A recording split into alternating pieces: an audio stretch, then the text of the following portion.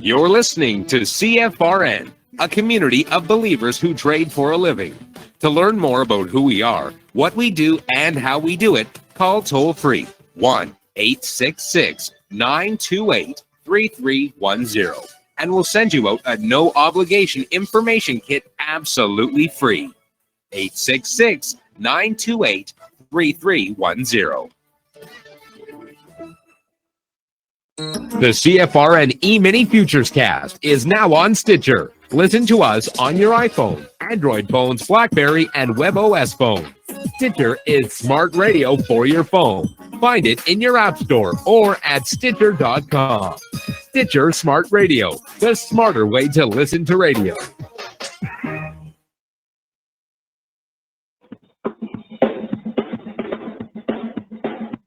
Are you ready, Steve? Andy? Yeah! Bert? Well, all right, fellas.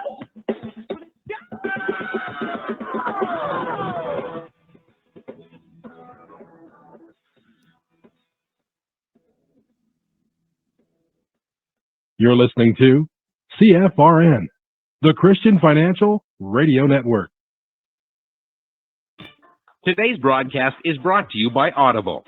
Get a free audiobook download at www.audibletrial.com/CFRN. Over 85,000 titles. Choose from mystery, romance, religion, science, technology, business, New York Times bestsellers, even children's books. You name it, Audible has it. With 85,000 titles to choose from, you're sure to find the perfect audiobook for yourself or to give as a gift, and it's absolutely free. Just point your browser to audibletrial.com/CFRN. That's audibletrial.com/CFRN. And become a part of the audiobook revolution by downloading your free audiobook today. audibletrial.com/CFRN. Hey, trader, want to get rich quick? Well, good luck with that. If, on the other hand, you actually want to learn how to trade, the place to be is www.CFRN.net. Tune in Monday through Friday, 9 a.m. Eastern for our daily devotional, and then spend the next 3 hours learning how it's done from professional traders who actually trade for a living. That's www.CFRN.net. Every trading day from 9 a.m. to 1 p.m. Eastern. CFRN, a community of believers who trade for a living.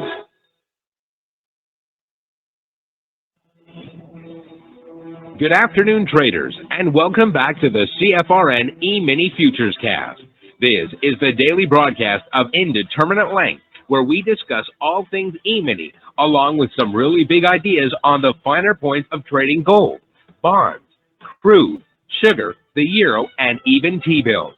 Joining us today from our studios in Boston, Mr. Michael Bork. From our trading desk in Chicago, Mr. Burton Schlichter. Now, to get things started, let's go to our host and founder in Studio A, overlooking South Mountain, America's largest city park. Here's Dwayne.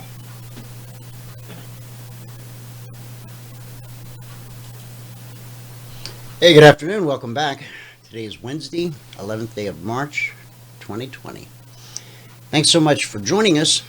Whoever you are, wherever you are, we're just glad to have you right here, right now. If you cannot see the screen I have up, go to our homepage at CFRN.net. On the right-hand side of the page, click the big microphone, follow the instructions. You'll be registered in about 30 seconds, and that will give you one-click access to the show each and every day.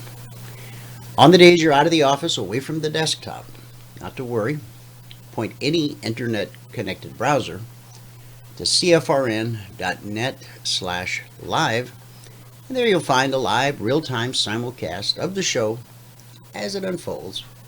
You'll also find us streaming live on YouTube, Facebook, Twitter, and coming soon to TradingView. So, let us take a look at a daily chart of the S&P 500 Emini Futures. Inside day so far. We talked about that last night in the Telegram discussion group. We haven't taken out the previous session high or the low. This is a red candle. However, this is a bullish formation. It would certainly be more bullish if this were green. But we've been hanging out now for 3 days right around this 62% reverse fib.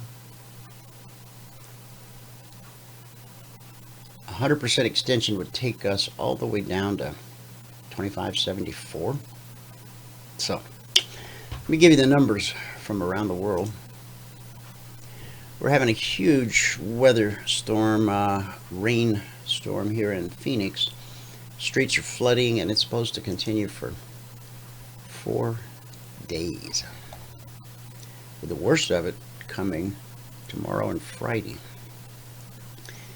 All right, here in the U.S., the Dow currently down 930 points. That's over 3.5%. NASDAQ down 259 points. That's over 3%. S&P 500 down 94. That's over 3%. Russell 2000 down 67. That's almost 5%. In the commodity basket, crude oil down $1.14, trading 33.22 last. That's a drop of over 3%. Gold down $11.20, trading 16.49.10 last. In the Asian markets, at the close, the Nikkei posted a loss of 451 points. That's over 2%. Shanghai only lost 28, almost 1%. And the Hang Seng dropped 160 points. In the European markets at the close, FTSE down 77, over 1%. DAX only dropped 36, and the CAC only dropped 11. However, that does give us a red day in Asia, red day in the UK, and it's a big red radio Wednesday here in the US of A. Let me take a look here and see if John has arrived. I don't see him. And Michael, I don't know if you're in here yet or not. Are you? I'm going to take that as a not. Hey, Michael, no. I'm sorry? I'll watch for John. Oh, okay. Thanks, Valerie. How are you? I'm great. How about you? Okay. It's wet here, too. Is it? Okey-doke. And we're a lot more used to it than you are, however. Yeah. Yeah, we don't get a whole lot. Today's Concierge Trade Alerts, they didn't come out until 11 a.m. this morning. Markets are just so volatile. I almost hate to encourage anyone to get into the market because the swings are just so huge that, well, you can get your head handed to you. But I'll still give you a chance to grab a copy. If you want to snap a screenshot, there it is.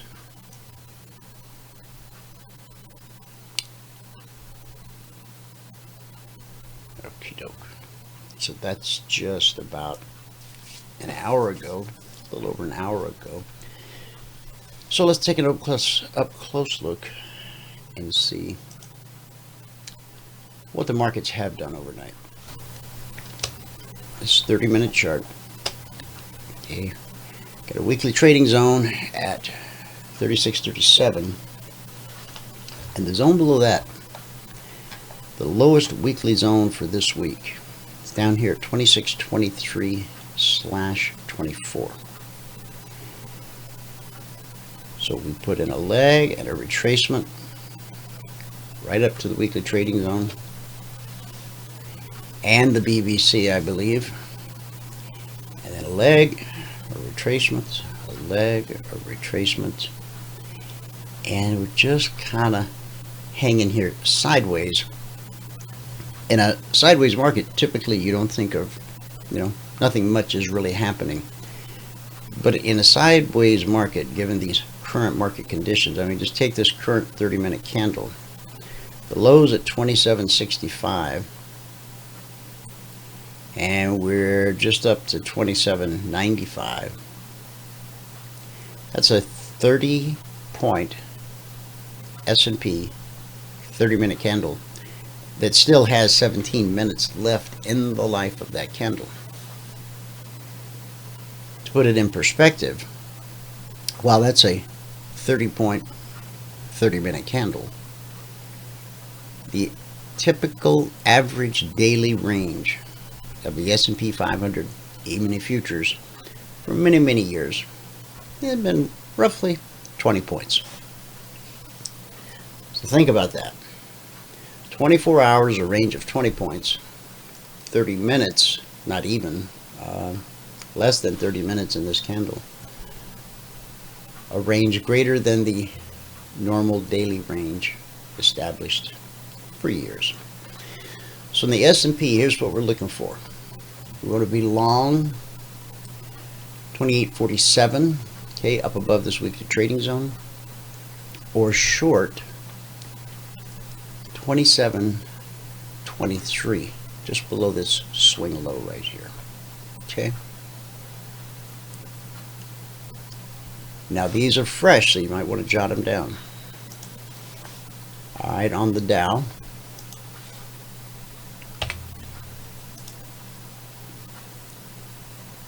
consider being long 24.720. That's this area right in here.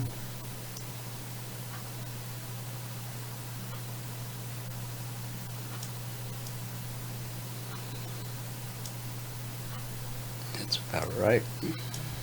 Or consider being short 23.335.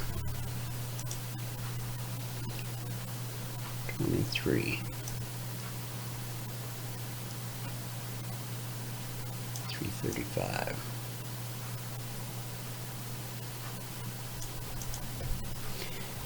Price will eventually move in one direction or the other.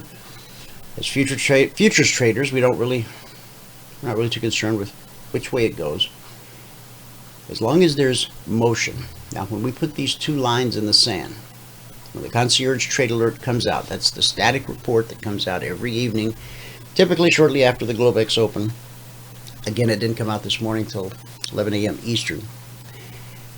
When the report comes out, you put your two lines in the sand. At this point and above, we're looking for long trade setups. Below this line, we're looking for short trade setups. And everything in between the two lines is simply the market trying to make up its mind what it wants to do. Here's the Russell. Similar situation. Consider being long 1356. It's up here.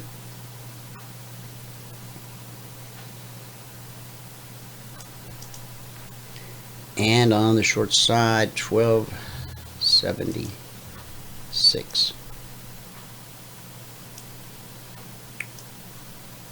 Which that one might have actually even triggered.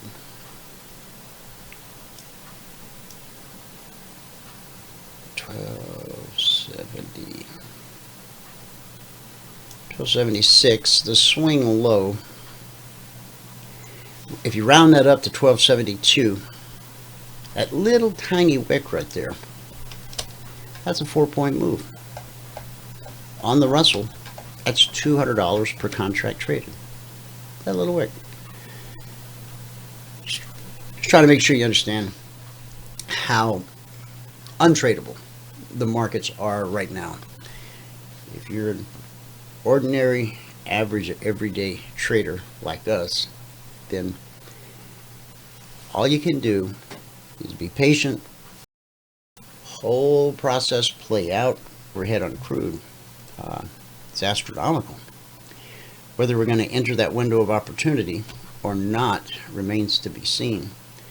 We had a move to the upside last night that kind of looked like it might be getting underway. but it didn't. Next is the NQ. Okay.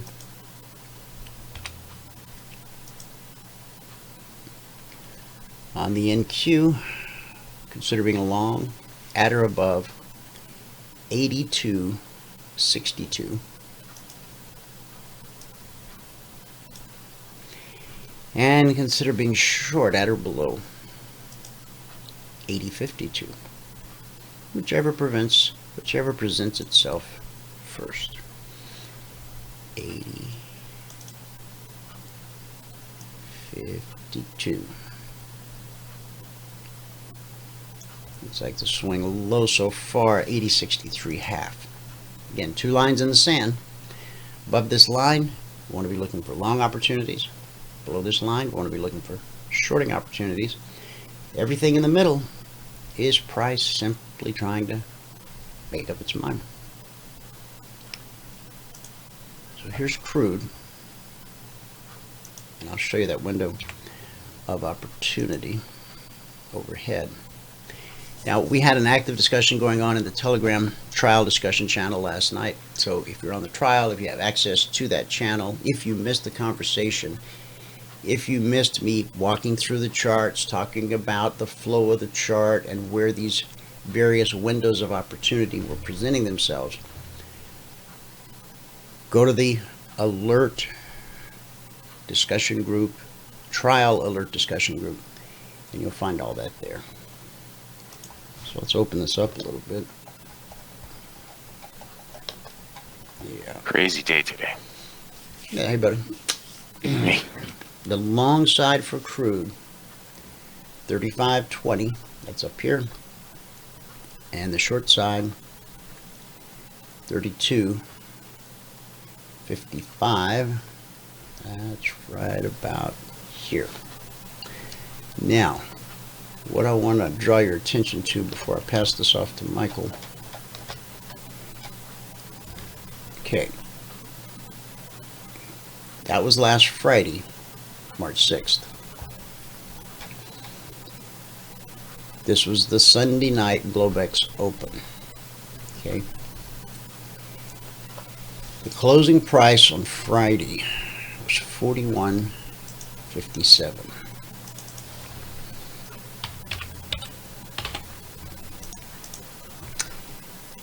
Opening price Sunday night 32.87.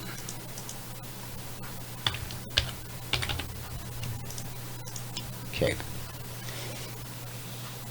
This was that little move last night where it appeared crude might be willing to step up and make the run and try to close this gap. This is a window of opportunity that we're waiting to see if price enters it. We want to be long on the way up to close the gap. Now I've pegged the top of this box at 40, I call it 40.80. Okay.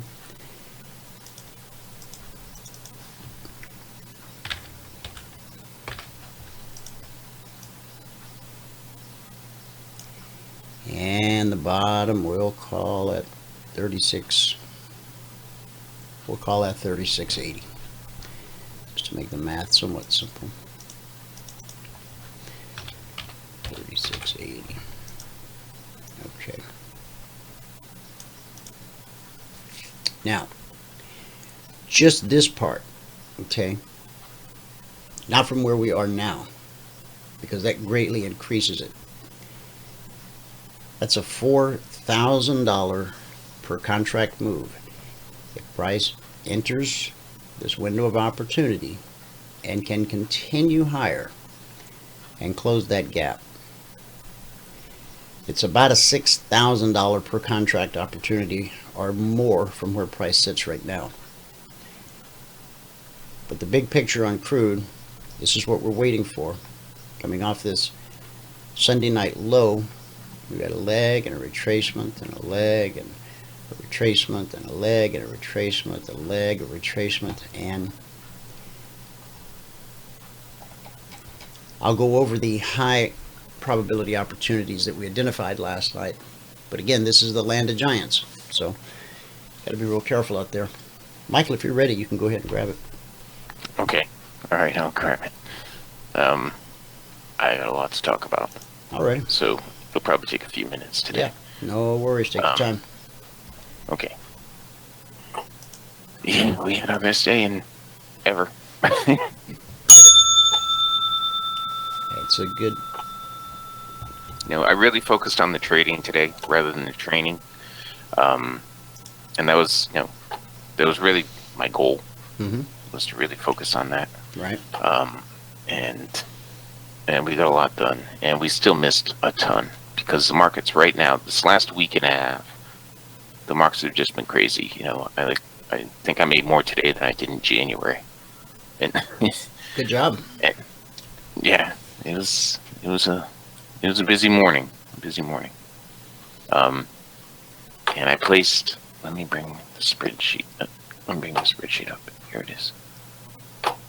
Okay. 21 trades today. Wow.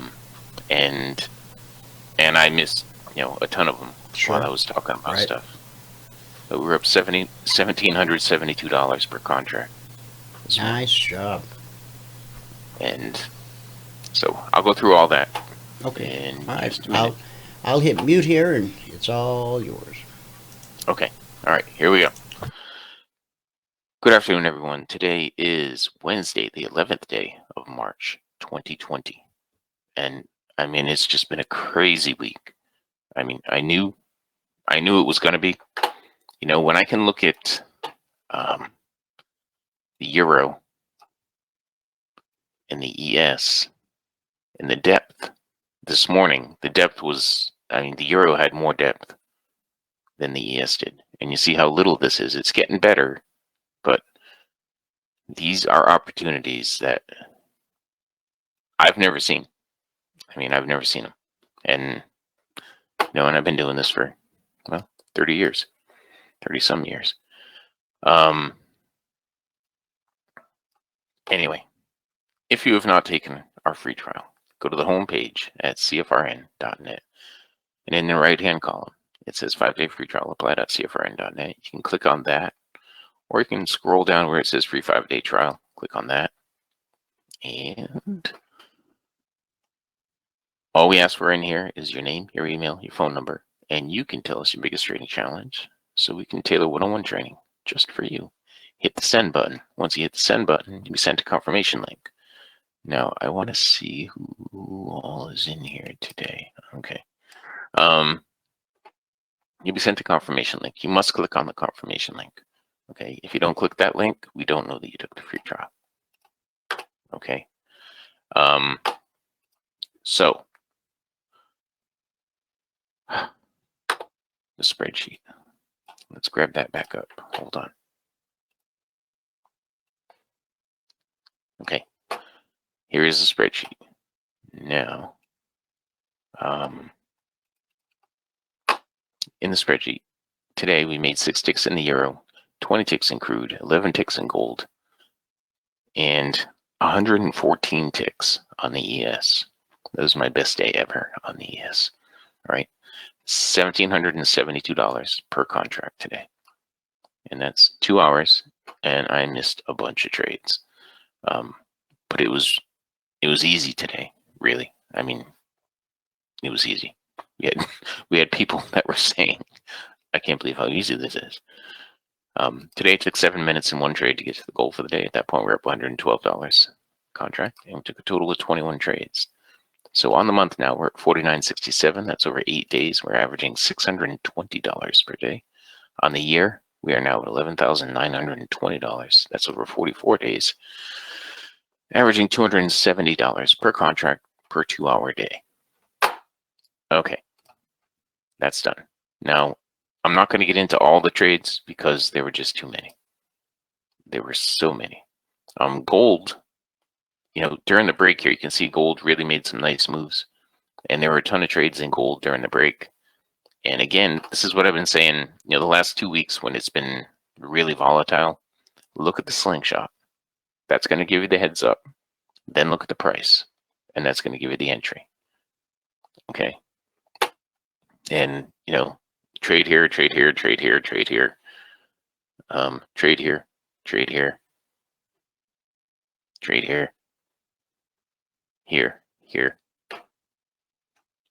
Look at the slingshot and then look at the price. Okay, and you find your entry point on the price. All right. Now on gold, we didn't do much on gold today. We only had a couple of trades. We had one break even right here, and one. I went by it. There it is, and one plus 11 right there. And I really want, Fuad was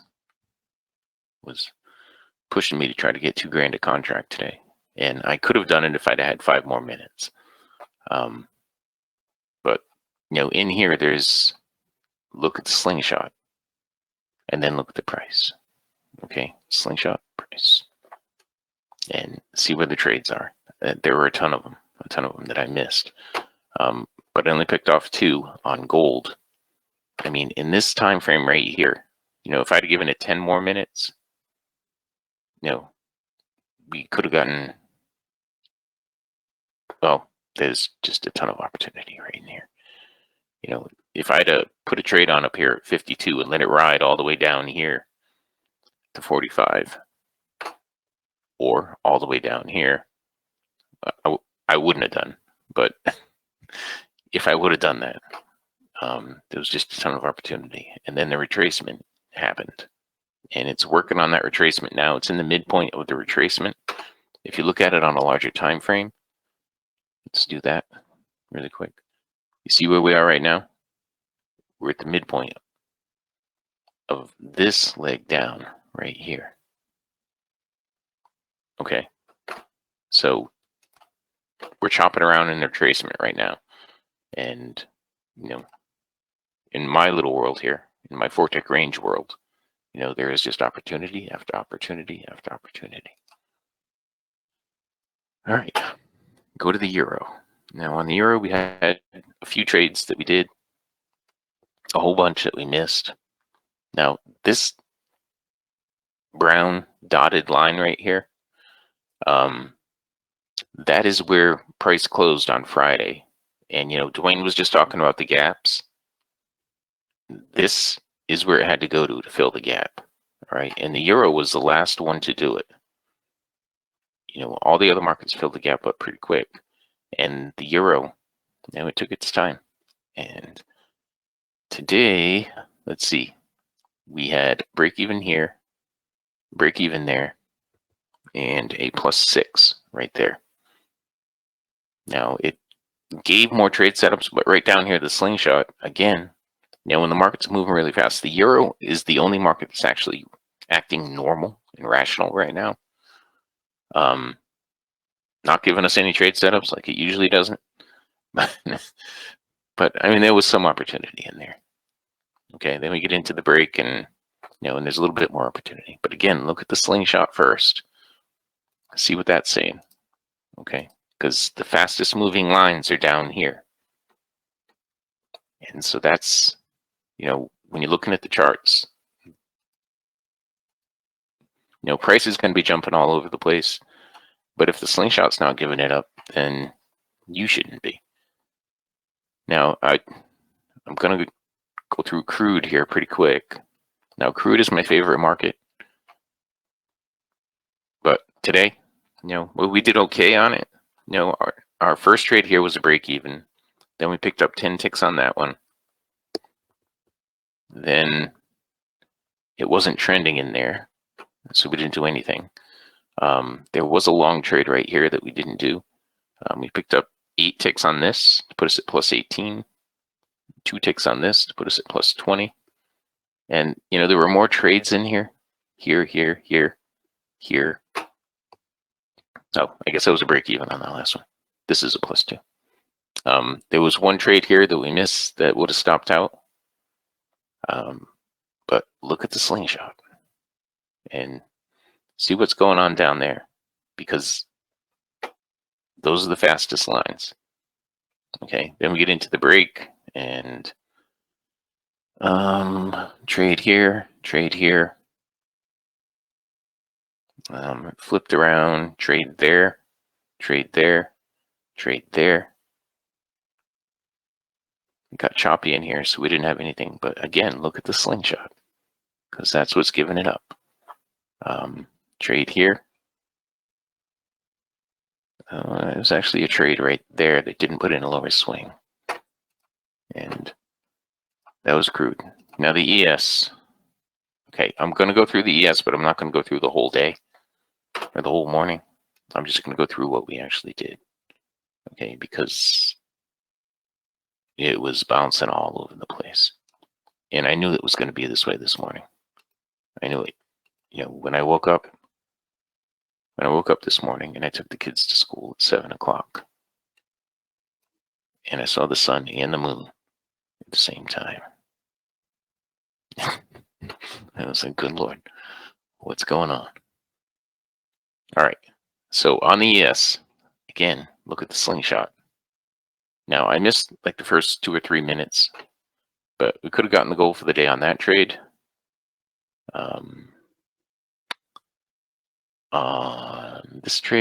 On this trade,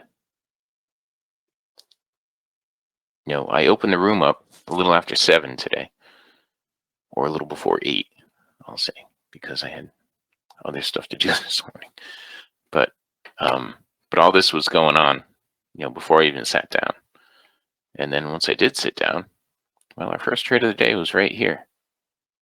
And we picked up our goal, 9 ticks on the first trade of the day. Okay, now get ready for the rest. There were all these trades in here. Again, look at the slingshot. Trade there, trade there, trade there. But it was moving around so fast that it was kind of hard to keep track of. And I decided this morning that I was really going to try to focus on trading instead of on training. And hopefully, we had a couple of new guys in there. And hopefully they got to appreciate the value of focusing on the trading. And, in the training, well, we got the rest of the week for that.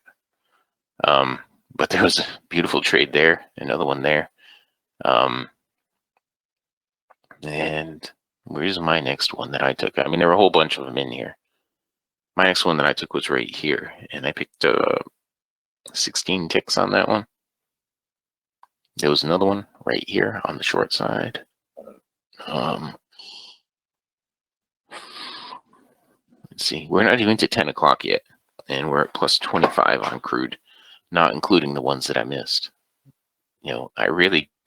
My goal today was to get 100 ticks per contract on Crude. I'm not on Crude, on the ES. And there was another one right here that I missed, another one right there that I missed, another one right there that I missed. But, I was doing other stuff at the same time, trying to do the training and trying to do everything. There was another one right here that I missed, another one right here, and here, and here, and here. But, the market was moving around really fast. So you really had to be on your game. This one right here, I picked up 14 ticks, I think, on that one. Then here I got 4. Here I got another 4. Now at this point in the day, we're not even an hour into the day. We're at 10:12, and so this morning it was probably a half an hour into the day for me, and I'm at plus 49 ticks on the ES. And then I must have been focused on other markets for these few minutes. I don't think I took any breaks this morning. I did have to go take my allergy medicine, so this might have been during that time. But I mean, there's just a ton of trades, and you just have to look at the slingshot. The slingshot tells it all. I can look down here and say, okay, there's going to be a short coming up. There's going to be a short coming up. There's going to be a short coming up. There's going to be a short coming up. And so we did. On this one, we picked up 4 more ticks to put us at 53. Then another 14 ticks 13 ticks to put us at 67. And then it was just a challenge to get to 100 ticks. and you know, I missed a bunch of trades in here because I was trading other markets at the same time and answering questions and stuff. But here we picked up 2 more ticks to put us at 69. Then we have a big trade coming up that we did right here. We went from 69 to 93 ticks on this one. And then, well, then it was just on. And I was, you know, right here, we went from 93 ticks. We had, this is what, a 13 tick trade. We had 106 right here. And at this point, I was going to stop trading, but I just couldn't resist. And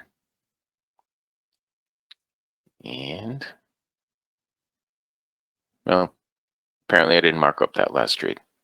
But we picked up, from 106, we picked up 8 more ticks to get to 114. But things are moving around so fast, and I was trying, you know, I was doing my best to keep track of everything. And I wanted to go, I was thinking about going to a larger time frame because it was moving so fast, but I didn't. And I was really trying to focus on the trading this morning rather than the training. And, well, I had a really good day. So we ended up with plus 114 ticks on the ES. And I know Fuad was coaxing me and trying to get me to get to $2,000 per contract. And I could have, if I'd sat in a little bit longer. Alas, I need to rest in between, in the break. Okay, so again, if you're going to look at the spreadsheet, you got to read all the CFTC risk disclosures down at the bottom. Today is the 11th day of March, 2020.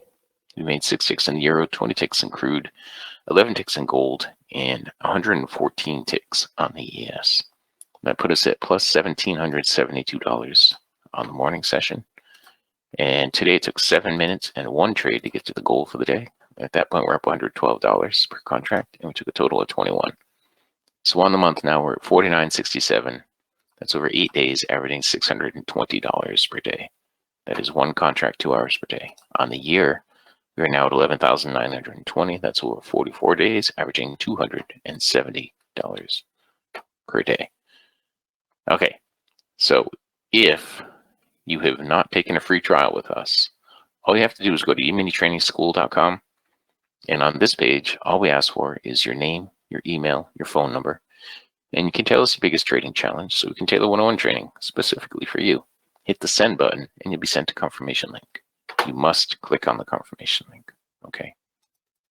If you don't click the confirmation link, we don't know that you took the free trial. So you got to do that, all right? All right, and that's it. That was my morning. How was your morning?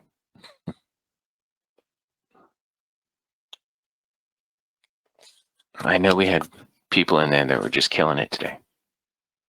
I mean, not as well as I was, but still really doing well.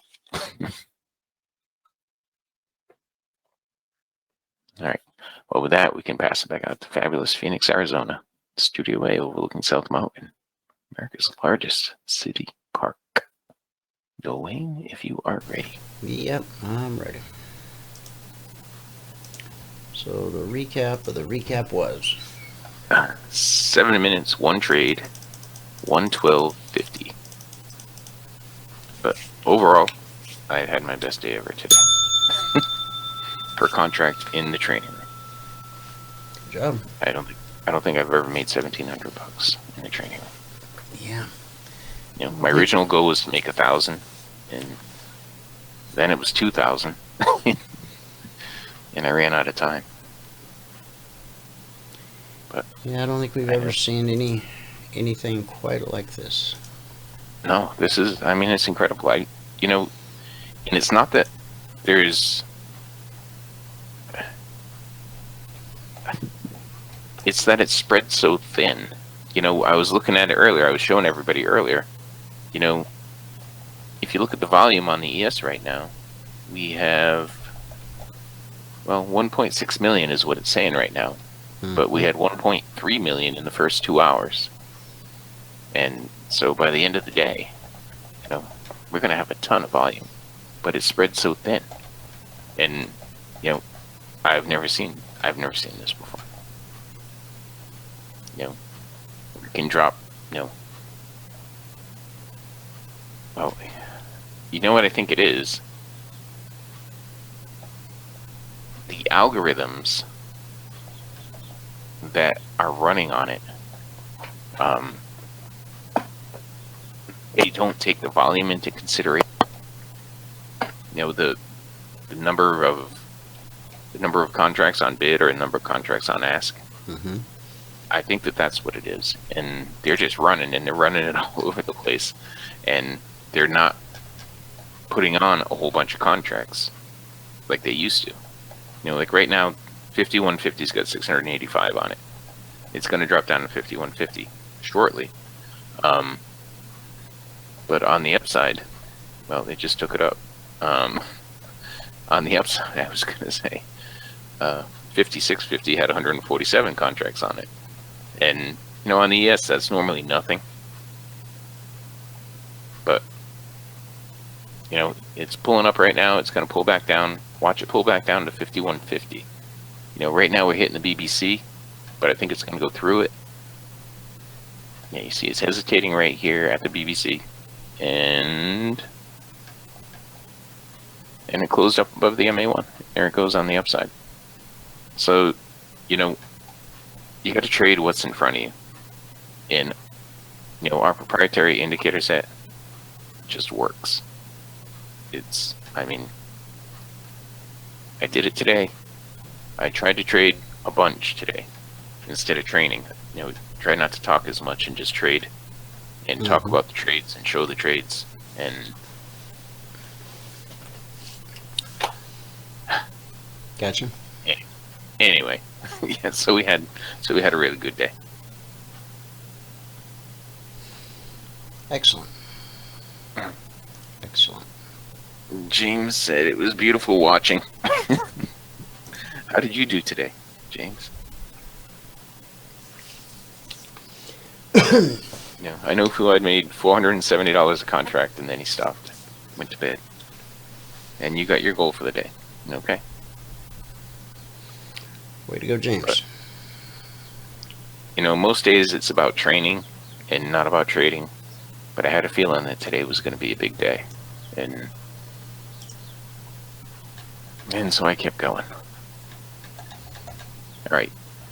And so, going back out to you. Is John not coming on today? Is he too busy? I haven't spoken with him yet today, so okay.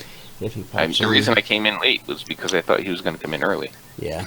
No, I told him yesterday that we were probably still a week or two off from being live each day on TradingView because they still have to get the encoding software set up on their end. Okay. Yeah, I know you mentioned that yesterday.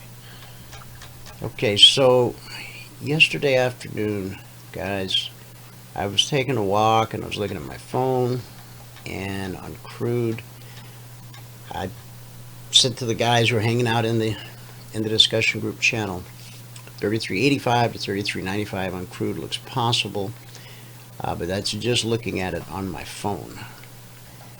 Now, on my phone, what it looked like was that might be below. Yeah, must be below.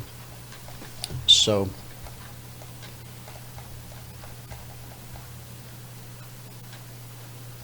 let me get back into that neighborhood. There we go. So then I came back to my desk, and sure enough, price reaching up to the BBC. I couldn't on my phone. Using my TradingView chart, I didn't have a BBC indicator. I didn't have the indicators on there. But when you've been looking at the charts long enough, and when you use the same charts, the same methodology, same strategy, same indicators day in, day out, you kind of develop a relationship with them. And so even if you don't have it in front of you, which I I prefer to have it in front of me than not have it in front of me to get a pretty good idea where it's at. And so this window of opportunity, price just did exactly when price here gets on the north side of red and falling. Okay, that's a real good indication that price is trying to get back to the BBC. So this was counter trend on the 5, trend on the 30. Remember, price is always up to something, trying to break a previous swing low or swing high, or it's trying to return to the BBC. So using this as just an example, okay, right now we know that price is trying to return to the BBC. We can see that price always reverts to the mean, and in our case the mean is the BBC. So we know that's what's happening there. Once that's completed, once we're at the BBC, then price is going to do one of two things. It's either going to try to rally and take out this swing high, or sellers are going to take it down to break this swing low. Your job is simply to discern what it is the market is trying to do. This picture here, remember, we go from here, we're pulling up to the BBC, we get there, and we're left with this wick sticking out. So is it more likely, given that with this, is it more likely that we're trying to break that high or break that low? Well, since we're printing a red candle and we've got this wick sticking out up above the BBC, the high probability move is the path of least resistance, and so that's a move back down through this window.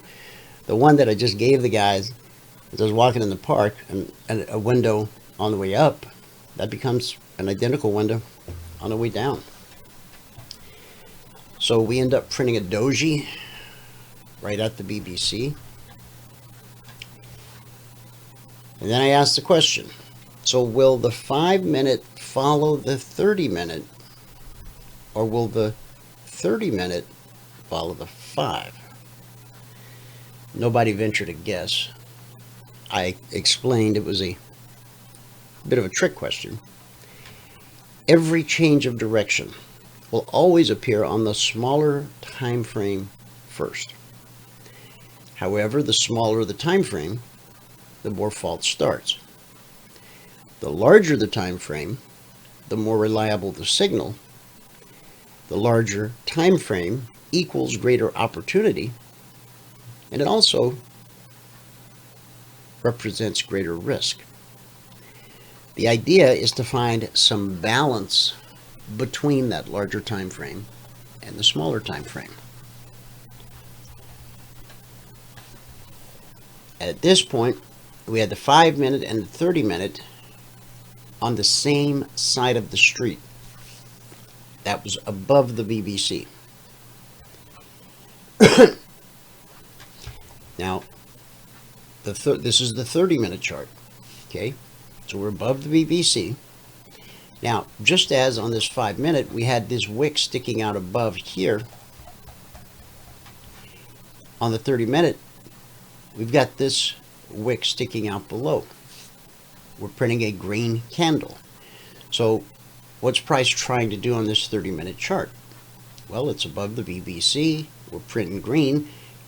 It's attempting to go up and take out this swing high, because we had a leg and a retracement, a leg. If we're going to continue in an uptrend, we'll put in a higher high, or we'll stall out at a double top, or, and that was the purpose of this snapshot, identifying the obstacle overhead.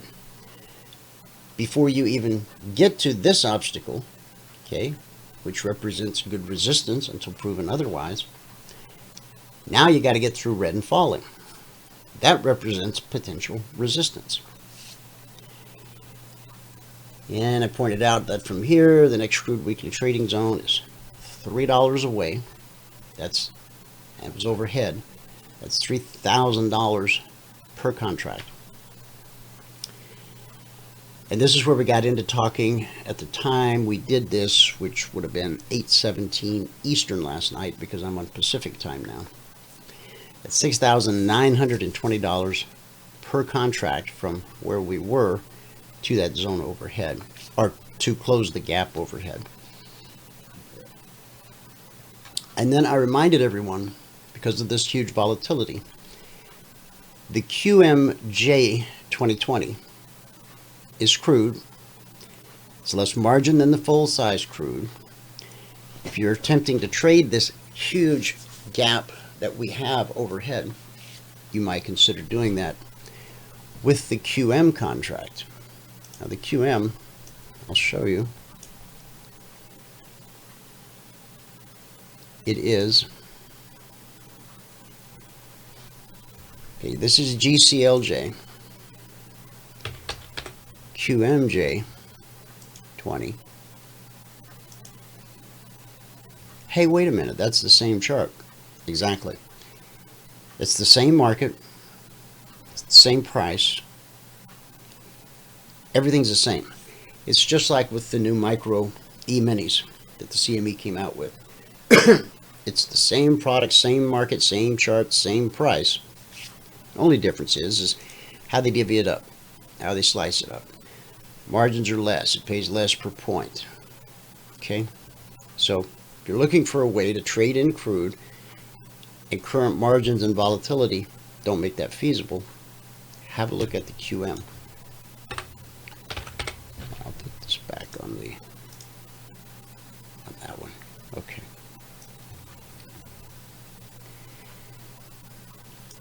It's the same contract as GCL, just a micro version. So what else did we talk about? Oh, let's see. Angela was telling me about a window of opportunity. So I said I stepped away. What happened? I came back. I saw what happened.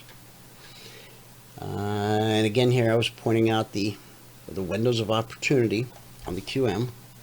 Here's that huge gap overhead. Okay. And this was that move last night when price looked like it might actually want to make a run for it and try to fill this gap. But then this move failed. It never entered into that window of opportunity. That was just a close-up of that big candle, 5-minute version. Okay. And so, this was a 30-minute snapshot from my phone. Looks like the retracement may begin, price walking sideways. Okay.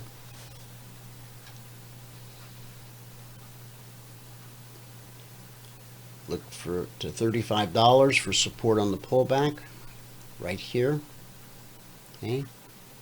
That swing high, that swing high.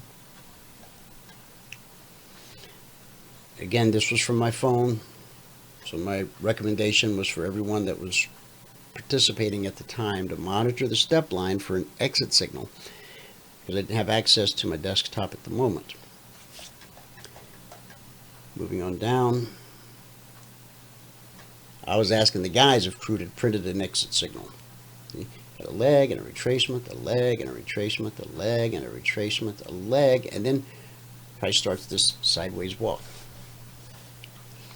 There's Crude on a 30-minute pulling back to the BBC. What happened here when price pulled back to the BBC? It held.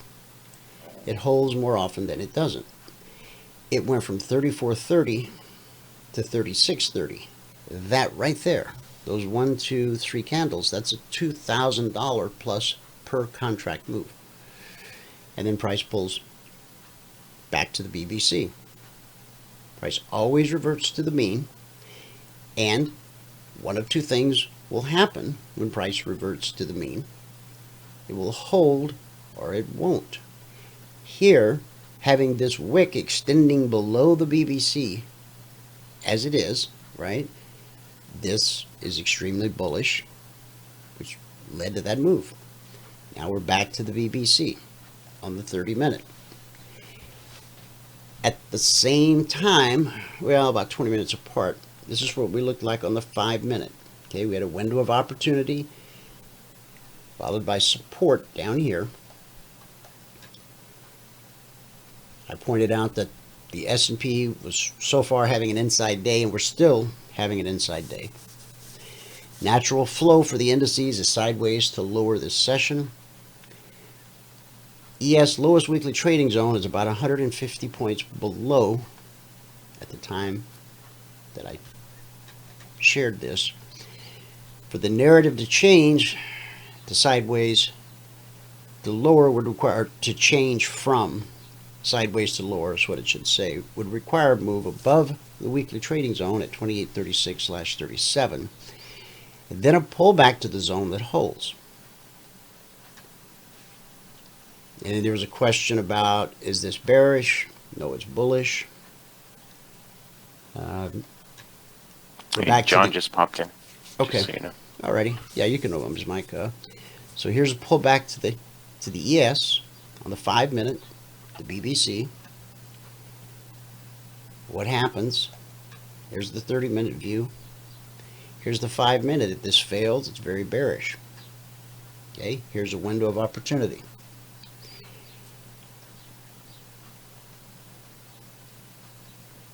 Here's a long window. Here's a new window. Blue and climbing negated this window of opportunity. Yeah, let's just close. Yeah, got it. Thank you. So we have two windows of opportunity. Got the long window. This window got negated because of blue and climbing, so we need price to close below blue and climbing to take advantage of the new window. Okay. Here's price headed at the long window. The long window failed. Right there. Price closed back below the BBC. Okay. Long window failed. But that new window that we put in on the short side, price accommodated quite nicely. Here's the 30-minute. So while all this was happening on the 5-minute, okay, on the 30-minute, it's really quite simple. Price ran up to the BBC. It holds more often than it doesn't. And so we dropped right through that window of opportunity. Here we go. Right through the new window. So there's a lot of this in the Alert Trial Discussion Group Telegram channel. So if you're on the trial, make sure you have access to it. You can learn a lot here. You can also ask any questions that you have. And I was just walking through the market as it unfolds. Here's a new short window down below and support right below us. Another huge wick to the upside. If buyers keep getting beat down, they will simply stop buying. That dynamic carries more weight than an army of sellers. Okay. So we make a run at that long window again. And I think that's where I shut it off. So, all right, let's see if we can get John's attention. And John, are you there? Okay. I just opened his mic back up. Okay, thanks. And you know, 2820 is where we closed on Friday. No, and sure. where the gap had to be filled, and you know it's hovering around there. I mean, but you know by a lot, you know by like 60 points. But that 2820 mark is significant on the ES, and we know the euro was the slowest one to fill the gap. What and was, the gap what was on 20, the euro what was 28.20 now? on the ES, that was where Oh, price yes. was Gotcha. before the gap. Got you. Okay. And the euro was the slowest one to fill the gap, but now that it filled the gap, hang on, I'm on a daily chart. I'm not used to looking at daily charts. Now that it filled the gap, it's hovered around that gap. And on the euro, that number was 1.13 thousand. So it's looking bullish right now on a daily chart on the euro. Mm-hmm. And we're at that point. We filled the gap. So I suspect the euro's probably going to go up from here. Gold's probably going to go up with it. Now, And- which gap are you talking about? Are you talking about the gap fill on the ES or? I was going through them all. Oh, okay. We filled the gap on the ES. No, and- not the Sunday night gap. That's still not filled. Let's. Because this is where we closed on Friday, and this is where we opened on Sunday night. So we've still got that gap overhead. I don't show that on my daily. Oh, you're on continuous. That's why. If you go to the SH20. Well, if I go to the ESH20, if we go back to Friday, which is March 6th, on March 6th, the closing price, Friday, March 6th, we closed at 2963.75, and we've not revisited that price as of yet. So, On March 6th. yeah, Friday. Yeah. Friday's Yeah, closing price compared to Oh Sunday yeah, okay. night's I see opening it. I see price. it right there. Okay. Yep, I see it All right. right there. All right, I think John's Right ready through the now. line in the wrong place, but okay. All right, John, welcome to the show. John.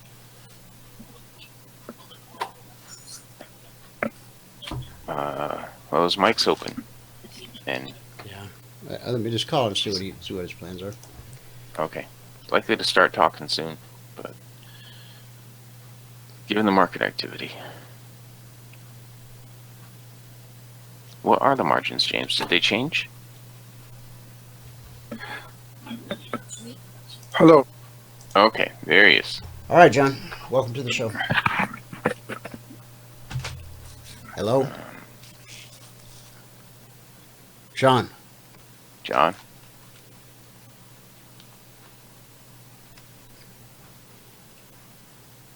Yeah, they did change the margins. The ES margin is right now 91.85. Okay, got you. There you go. Great. Okay. Okay. Go Wow, ahead. what a day. Yeah. Hi there. Yeah, quite a Listen, I had some major outages this morning that kind of put me in a bind, so I couldn't come on earlier. Sorry about that. Yeah, no problem. It always happens on a day like today, you know. It's just Yeah, it happened to me yesterday. Yesterday, I had to, for the first time in 15 years, I had to shut down early. yeah. It's well, I think I got it sorted out now, but look, this is unfortunately we've kind of got a triple dynamic sell signal right now, which is like something pretty awful. And as we said yesterday, despite the valiant rally which ended at 4 o'clock Eastern, once again turned into a nightmare of a night, and we had a big rally this morning, and look, so far, believe it or not, I mean, this market, in all honesty, I thought it would be down worse than this, given everything going on. But you can never tell in a market like this when a rally is going to come. They can come out of nowhere. It looked pretty bleak this morning at before the open, and they rallied the market pretty strongly, actually.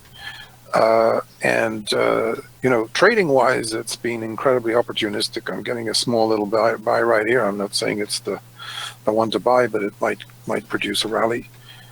Been developing, I sort of came across an old indicator I developed a while back. I don't normally use indicators, but I was kind of intrigued about this, and it has been working remarkably well since I've been, last night and this morning.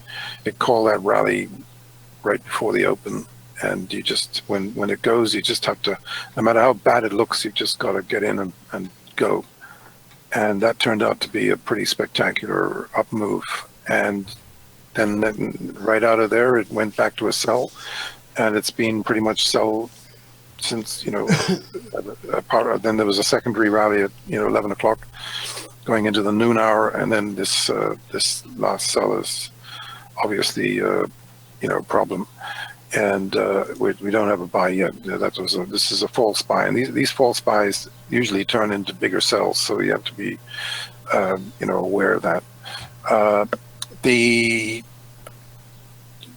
Now, I actually believe, in spite of the action today, that we're going to have a reversal within 24 to 30 hours from here, possibly between now and tomorrow, maybe even overnight. I think however, there's a good chance that we're going to get down to that 7,500 number on the NASDAQ futures, and the equivalent kind of measured move on the Dow and the S&P.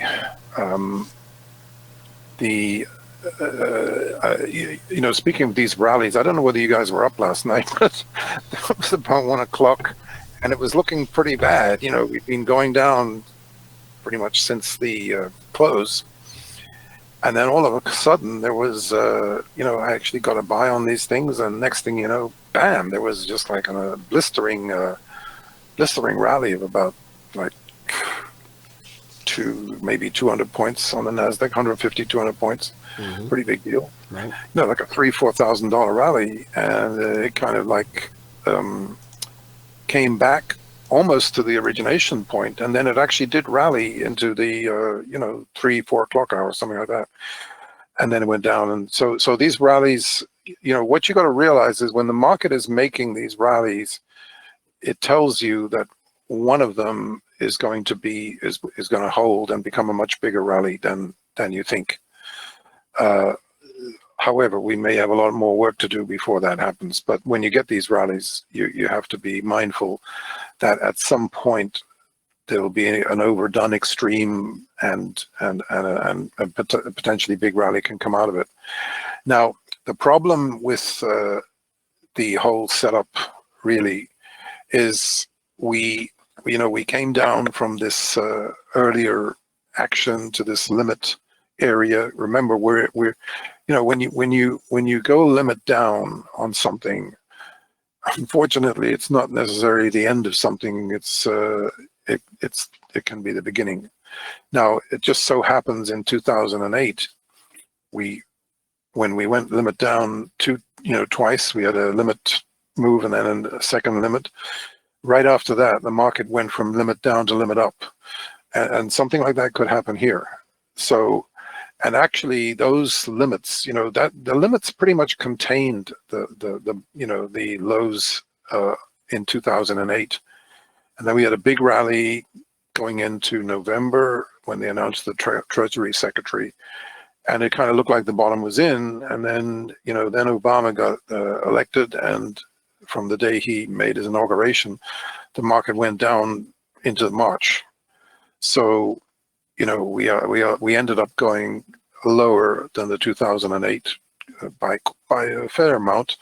But as you remember, I've mentioned this before, instead of losing 400 points a day, which we were doing like on multiple days in the Dow, we were only losing 400 points per week going into early March. That was kind of the cue that the downside, the acceleration to the downside was diminishing, and based on the up and down that we've had here in the last few days, you could argue that the downside acceleration to some degree has been contained for the time being. Doesn't mean to say it's not going to continue. It may not. Look, there could be a very, very scary move down into 7,500 if we go there. We're still at kind of a 1.5 point right here, right now, where we're sort of making a double bottom against yesterday's sort of low end of the equation. So that's a possible point for origination of a rally, a new rally. The stocks in general, and because of the big up day yesterday, are not that worse today, really. Some of the pharmaceutical stocks rallied this morning. They're not running away to the upside. implying sort of panic, over the virus and everything. The good news is, if China's telling us, the facts as they are, it appears that their draconian measures have complete control, or almost complete control, of this thing, and there are very few new infections, almost negligible. There's 66,000 people who have recovered, which is remarkable.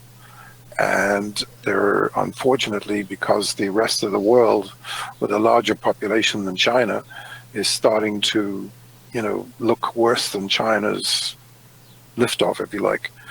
It's kind of outpacing the recovery by about 10 or 20,000, something like that. So, even though there's a lot of people recovered, very few people around the world are recovering just yet, but there's been a gigantic number in China. And, if things kind of slow down a little bit, new infections and stuff, that could be encouraging, but some people are estimating there's 100,000 people in the US already infected with this. It's only just sort of coming to light. I think it's going to be interesting to see how the treatment in the US, I know there's some been unfortunate deaths already, but if they can kind of like slow the death down to, because of good treatment, and they can figure out a way to nip this thing in the bud, that would be big. That would be very, that would be a big deal in terms of possibly turning this thing around. So, based on there was some study done on this VIX spike. I think there's another VIX spike coming, but they're holding the VIX down from its extreme levels of a couple of days ago, which is kind of telling you at least that the fear factor is people are getting used to it, I guess. Right. So we actually just gone to a buy on this market right now. How big this rally is going to be, don't ask me, but the problem with these rallies is you got to get in as early as you can, because you have to protect yourself from the possibility of the rally failing and going down against you. But this is beginning to look like a rally that's going to go somewhere at the moment, and this is a little bit like deja vu, because we've called a few rallies around about this time on this show in the past, and it turned into a very big deal. So the gold is sort of going along the lines of what I said yesterday. It rallied a bit overnight, wasn't able to sustain it. So you don't forget that we've got there's some pretty big things lined up for the next 24 hours. Could lift the market substantially and prevent further downside. If that doesn't happen, then we've got the Fed meeting next week.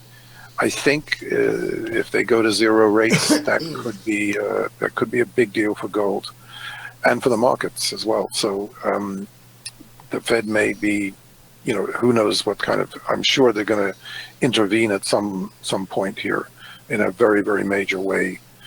That's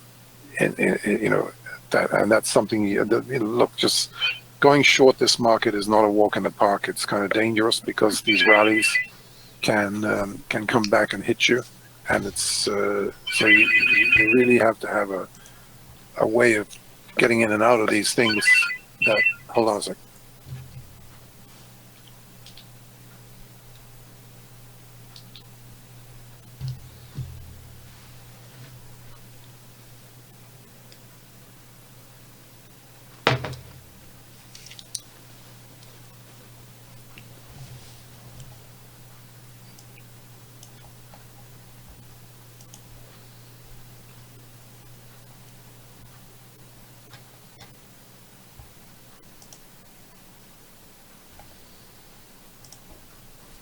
All right, guys, on the S&P, again, on the short side. Hi, sorry about that. So, like I say, you got to have a way of getting in and out of things really quick, because the first rally is often a failure, and there's some subsequent attempts. But sometimes the first rally is the one you have to go for. So yeah, it's very, very tough. You know, there's a lot of variables in trading these markets right now. Right. So how did you go? How did you go last night, Dwayne? I didn't even put out Concierge Trade Alerts last night because of the volatility in the market. I don't want see people get their head handed to them. So Yeah. I put I some think out that at was a 11 smart. a.m. this Well, morning. listen. Kudos to you because you know that shows that you know there are times when you don't put limit or orders in because I was actually thinking of you when this dramatic spike happened last night, and you know the fact that you didn't you weren't affected by it is interesting. You know, proves that you're a good steward of what you're doing. You know, Try to be. Yep. Try to be. Well, look, there's no there's no. Somebody once told me, I think you know we're dealing in a sort of a non-scientific kind of area where you know you just there's no guarantees in this game, no matter how good you are. You know, there's you've got to have your wits about you all the time. You know, you've got to what I'm trying to do is to narrow it down to high probability trades all the time where you know the chances of you getting hurt are minimal, to say the least. You know, that's the main thing. Right. And you know, already this rally that's unfolding right now has gone up like, this is the thing, I mean, it's gone up like, you know, $1,000 already if you just bought this thing 5 minutes ago, 15 minutes ago. So it's you have to go with the signals too. You know, the oil actually, you know, we got down to 27 on this Sunday night, and we've been around 33. I think it came back a bit, but the oil's been holding up quite well. Probably means it's going to rally some more, maybe after a retest. So there may be some trades there. Yeah, there's a $4,000 plus gap overhead still waiting to be filled. Yeah, a big gap, right? So why that thing get up to 36? Son of a gun! Wow. Yeah, last night on this spike, that's when I put everybody in the discussion group on alert that if we entered this window of opportunity, I wanted them to be aware of it because the magnitude of, you know, being able to trade one contract, and this thing could go from 36.80 to 40.80. You know, it could do it in a couple 30-minute candles, depending upon the catalyst. Check out just move the thing up to see the bottom. I think it was 27. I mean, sometimes the swing low. Yeah, sometimes you have to. The swing low was 27.34. Right. So I mean, what a trade! You know, just the 35 the first time.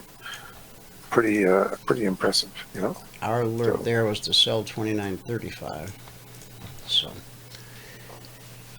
Yeah. And then we were buying 31.85 over here, and that's it so far. It's just you know, I can't encourage folks enough. You know, watch it, observe it, make notes, but you know, trying to navigate these markets. You know, unless you have, you know, a tremendous amount of experience, it's just not a good idea. Yeah. And it will return to normal. We may have a new normal when it's all over and done with, but it'll calm down. The sky's not falling. Well, you know, the interesting thing, Dwayne, the interesting thing yesterday, in fact, you can probably put a few of these charts up. I mean, have a look at Federal Express FTX.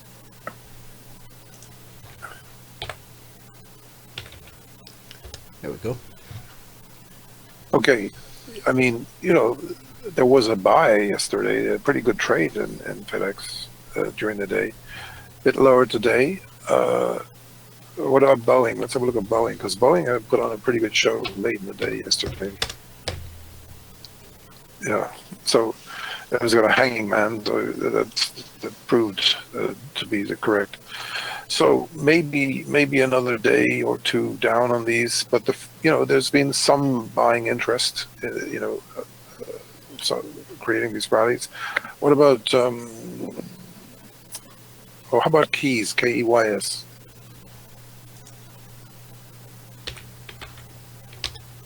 There we go. Yeah, you see, this is a different story altogether. There's really no crash going on here. It's just like a regular correction. Mm-hmm. And QRVO.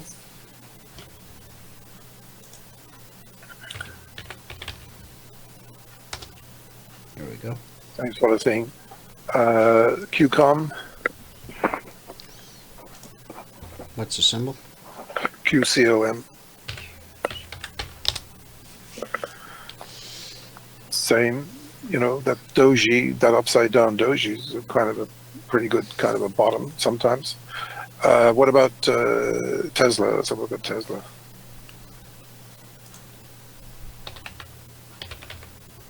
No, TSLA, sorry.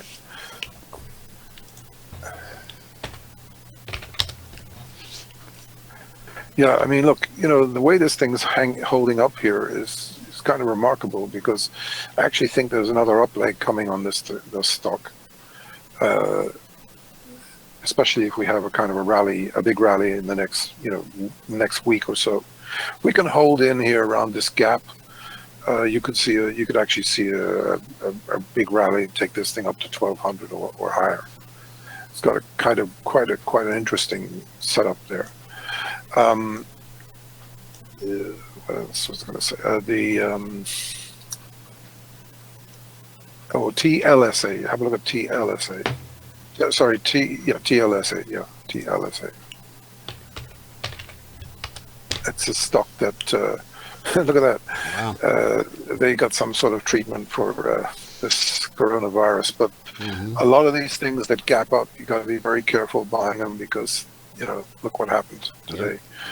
And of course, some of these pharmaceutical companies are just trying to be opportunistic to say they may have something.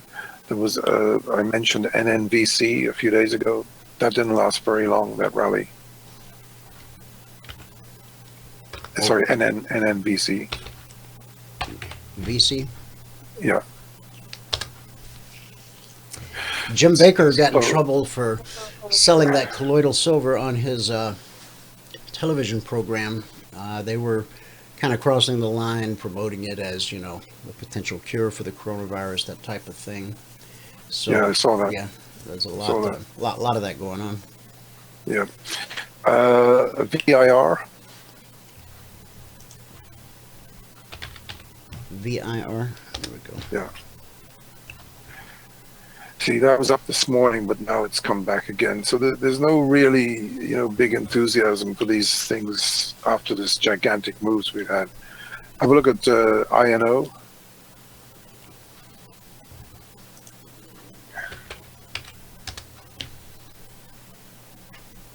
Yeah, I almost bought this thing last night, but I just couldn't. Closed right on the low. Had a feeling it was going to open higher today. I'm kind of sorry I didn't, but this one has a better chance of becoming something than almost the rest, all of them. So I definitely keep an eye on this one, because I think it could actually go back up. GILD.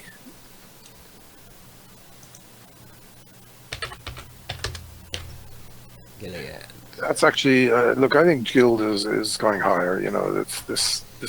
Yesterday put in a kind of a good stream and went higher. So this thing could really go even from here, because the remdesivir treatment that they have is I'm not sure it's a cure, but it certainly has had some success with this, and they've got trials going on.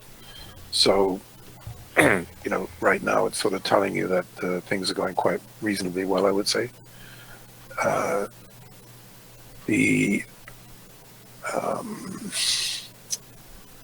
NVAX is another one, NVAX. I'm sorry, say that one again. Sorry, in November, Nancy, VAX, NVAX. Yeah, I mean, actually, you know, given the way this thing is going today, you know, there might be another run for these things, sort of starting around now, anytime around now, today or tomorrow, where these things could actually go back up. You know, they've all had pretty big corrections. Let's have a look at Apple, since Apple's kind of like the leader.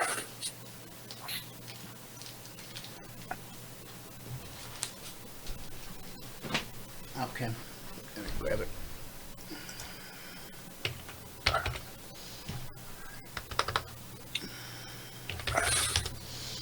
There we go. Yeah, I mean, look, it's not even anywhere near yesterday's low yet, so that tells you that's kind of a intrinsic strength. And this kind of structure, if we don't go down lower, and we could still, but if we didn't, you know, and we start having a green day tomorrow, you could see how this thing could really rip higher. So you know, look, it's not as bad. I mean, we went up 1,100 yesterday. We're only down 1,000 right now. So you know, it's and the fact that Apple is nowhere near the lows is encouraging. Let's look at Microsoft MSFT.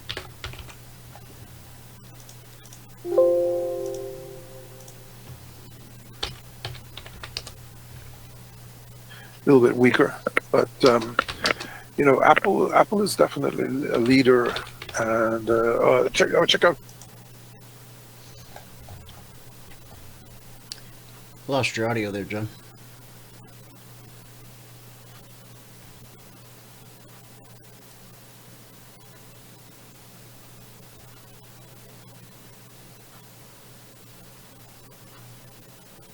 John, we have completely lost your audio.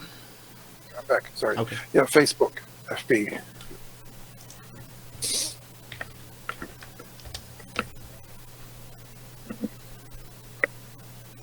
There we go. Yeah, a little bit steeper.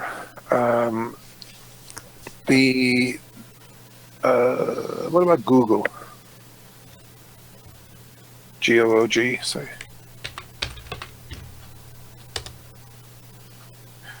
Yeah, you know, Google, I mean, Google's going to make money no matter what happens in this crisis, the way it looks to me, you know. Yeah. So it's not, look, the Apple is really strong compared to these stocks. Amazon, we haven't looked at that for a while. AMZN.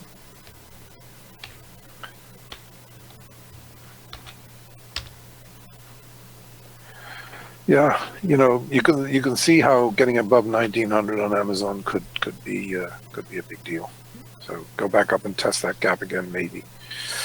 And we've looked at some of these that, you know, some of the medical stocks, some of the drug stocks that don't look too bad at all. Oh, Roku. Let's have a look at Roku. Roku today. Yeah.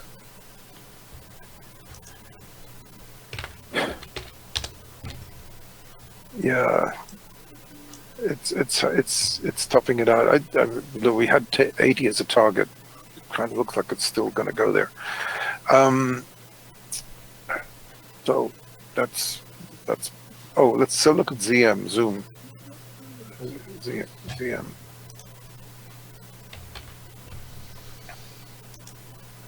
we go.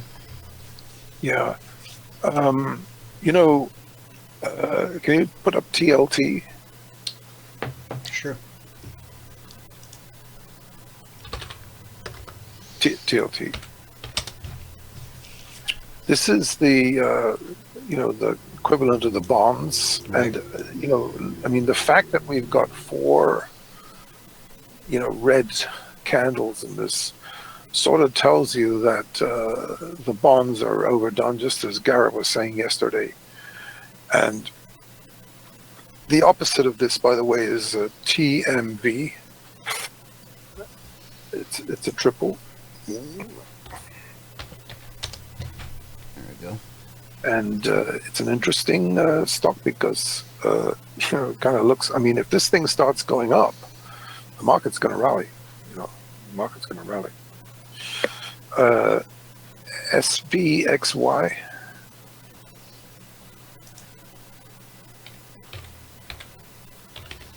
SVXY. There we go. Yeah. So that had a good day yesterday and the day before, but it's the opposite of the UVXY. So it's a pretty good representative of the market. And so look, right now today UVXY is up, but if that thing starts going red today, the market's going to rally. So right now it's telling us, this thing could go to 60, could go to 80, could go to 100. You just don't know. We've seen the TVIX go to 300. Remember, we were looking at this at $11. So it's had almost 5 times upside. The other one was 39 to 300.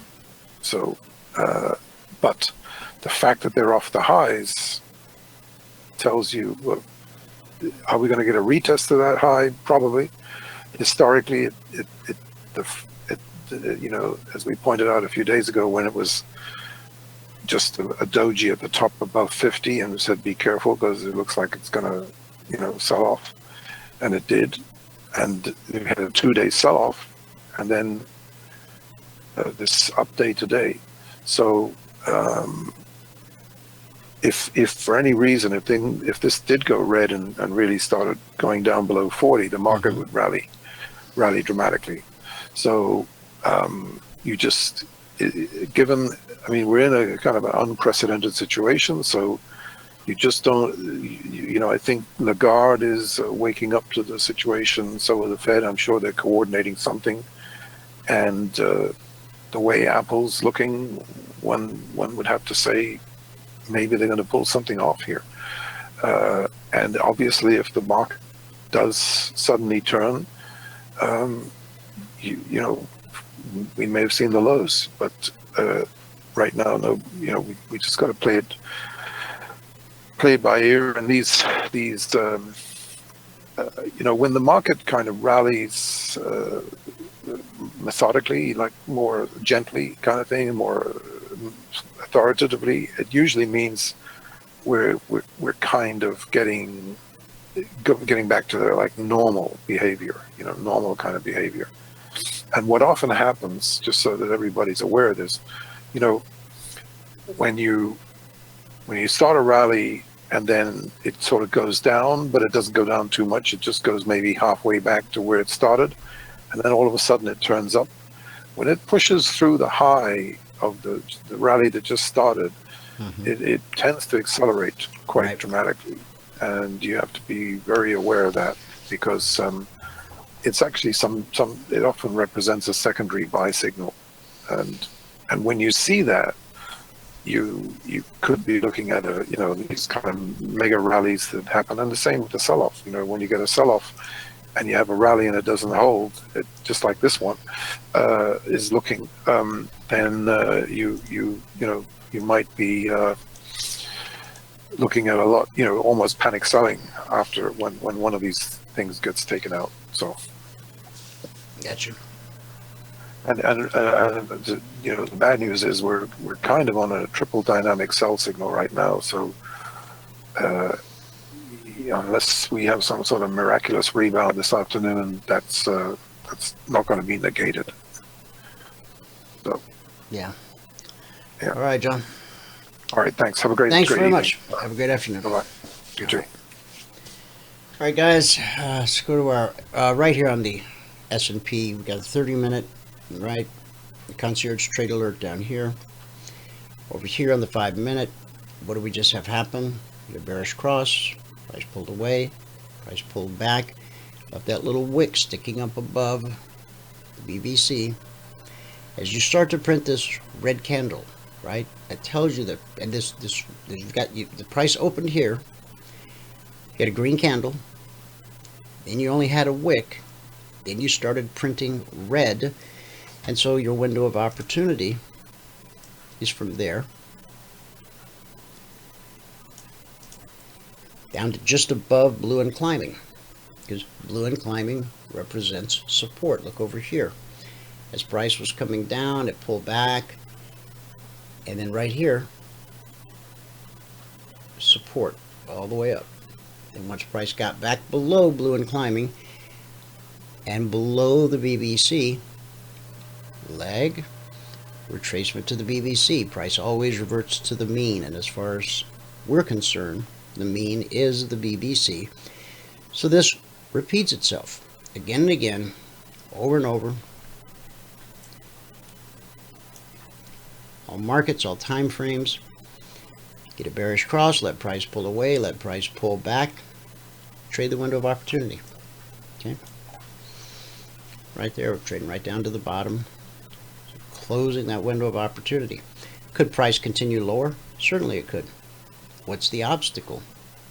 The obstacle is this swing low right here at 27.4275, which you can see expressed here on the 30-minute chart as well.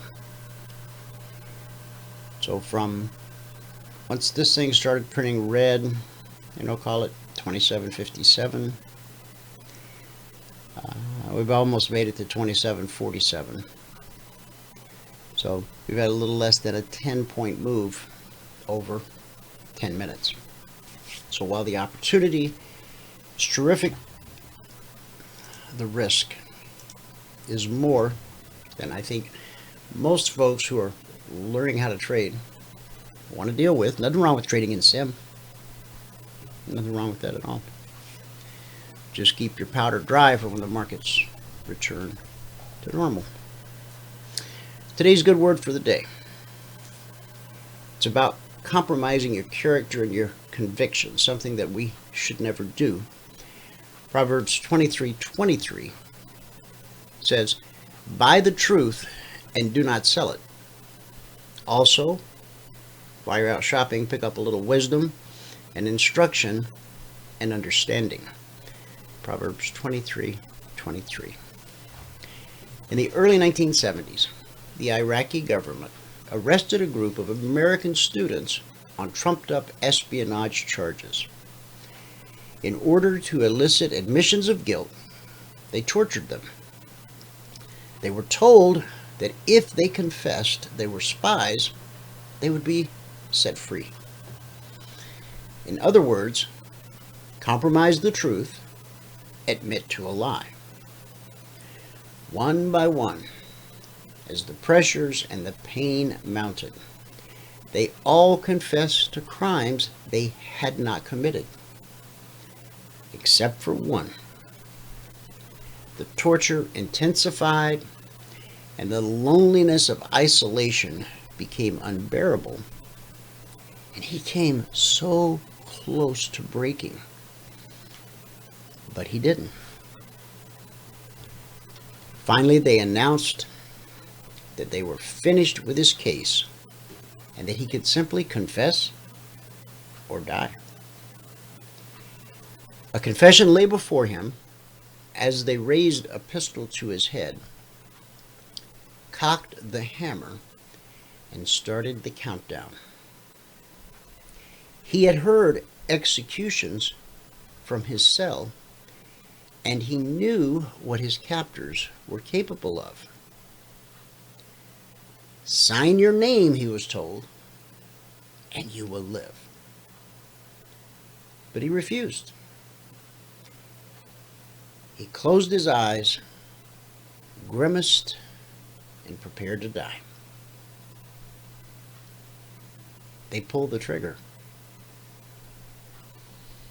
When he heard the click, he thought he was dead. The gun, however,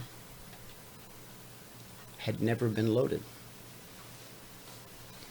The student was eventually released, but he discovered afterward that every other prisoner who had confessed was hanged in the public square. He was the only survivor. That day he learned a valuable lesson about facing tough times. Compromise represents a far greater risk than courage. So the threefold word for today: number one, it is always right to do right. Number two, it is never wrong to do right. Number three, it is never right to do wrong. That's our good word for the day. If you've not taken a trial with us, go to eminitrainingschool.com. Sign up for a 5-day trial. You'll spend 5 days in our live Emini Trading Room. You'll have access to our platform, to our indicators, our Concierge Trade Alerts, our Logic 247 alerts. We treat you just like a partner for the entire week. No credit card required. This is so you can make a well-informed, intelligent decision whether or not what we do is right for you. So the journey begins at eminitrainingschool.com. Thanks so much for tuning in today. Whoever you are, wherever you are, may God continue to richly bless you with His mercy and with His grace. And I'll see you at the bell.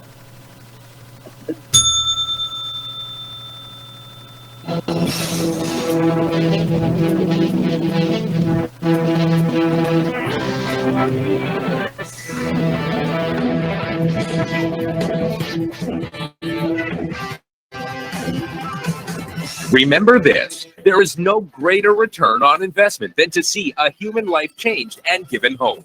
As always, pray hard and trade safe. Any financial information discussed on this show is simply the opinion of our host, Dwayne Reeves, his co-hosts, and guests. To learn more about trading Emini Futures or to take a 1-week free trial in our live trading room, call 1-866-928-3310. 866-928-3310. Information discussed on this radio program should not be construed as a recommendation to buy or sell any security. Always do your own due diligence and consult with a licensed securities broker or financial planner before making any investment decision.